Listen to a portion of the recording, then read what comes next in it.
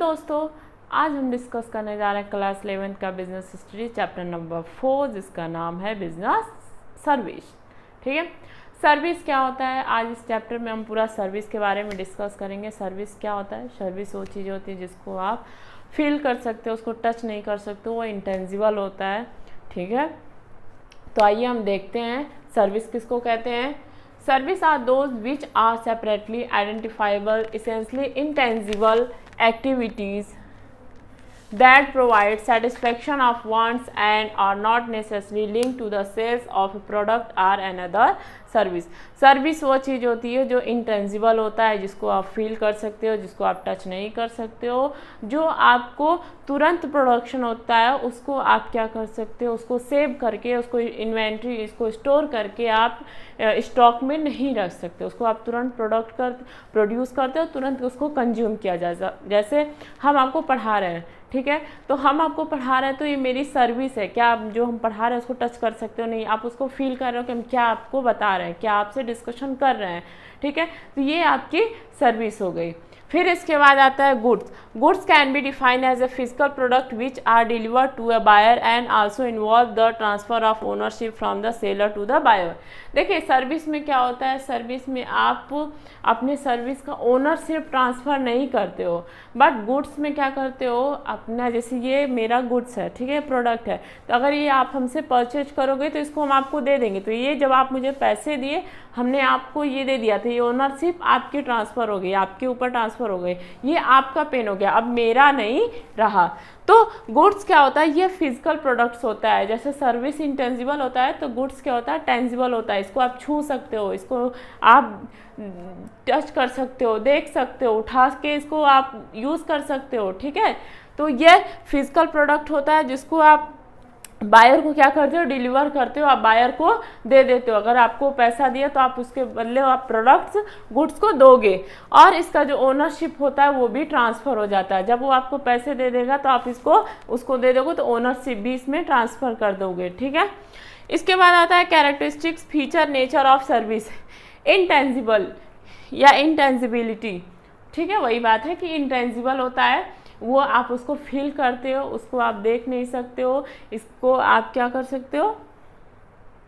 केवल फील कर सकते हो। ठीक है, इसको आप टच नहीं कर सकते हो। और आप इसमें जब सर्विस आप लेते हो तो सर्विस को आप पहले नहीं इसकी क्वालिटी पता कर, जैसे आप ये मार्कर है तो आप मार्कर लोगे हमसे, तो पहले इसको देखोगे, इसको यूज़ करोगे, अच्छा लगा, चला, तो आप इसको क्या करोगे? परचेस करोगे। इसकी क्वालिटी आप पहले जान सकते हो, लेकिन सर्विस की क्वालिटी आप पहले नहीं जान सकते। जब आप सर्विस हमसे लोगे, अगर ठीक है आप मेरे पास आए, आपको पढ़ना है हमको, ठीक है, हम पढ़ाने की सर्विस दे रहे हैं, टीचिंग कर रहे हैं, तो सर्विस हुआ। लेकिन क्या आप जब तक हमसे पढ़ोगे नहीं, जब तक हम आपको पढ़ाएंगे नहीं, तब तक तो आप नहीं जान सकते कि हम कैसा पढ़ा रहे हैं। ठीक है, तो जब तक आप सर्विस लोगे नहीं के बारे में नहीं जान सकते। ठीक है, इसके बाद है इनकॉन्सिस्टेंसीज। सर्विस क्या होता है? इनकॉन्सिस्टेंसीज होता है कि जैसे आप ये, जैसे गुड्स है, ये मार्कर है, तो मार्कर हमेशा आपको अवेलेबल रहेगा। सर्विस लेकिन हमेशा क्या होता है? चेंज होता रहता है, ये हमेशा बदलता रहता है पर्सन टू पर्सन।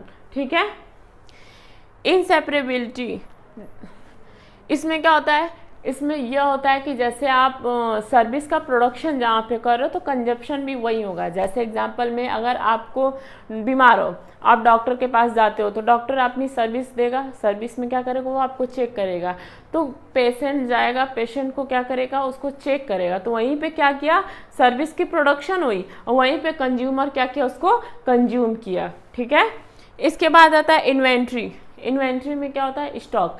आप सर्विस को क्या कर सकते हो? कंज्यूम करके नहीं रख सकते हो। आप सोचो कि अच्छा, जैसे ये प्रोडक्ट है, 100 बना रहे हैं हम इसको, मार्कर तो 100 के लिए हमको जगह चाहिए कि इसको हम कहाँ रखें। ठीक है, इसको आप रखने के लिए जगह ढूंढोगे, इसको रखोगे, इसके लिए प्लेस ढूंढोगे, स्टॉक करोगे इसको, बट सर्विस को आप स्टॉक नहीं कर सकते, उसके लिए कोई जगह, कोई स्थान नहीं होता। उसके लिए आपको जब सर्विस देना होगा तुरंत उसकी प्रोडक्शन करनी पड़ेगी।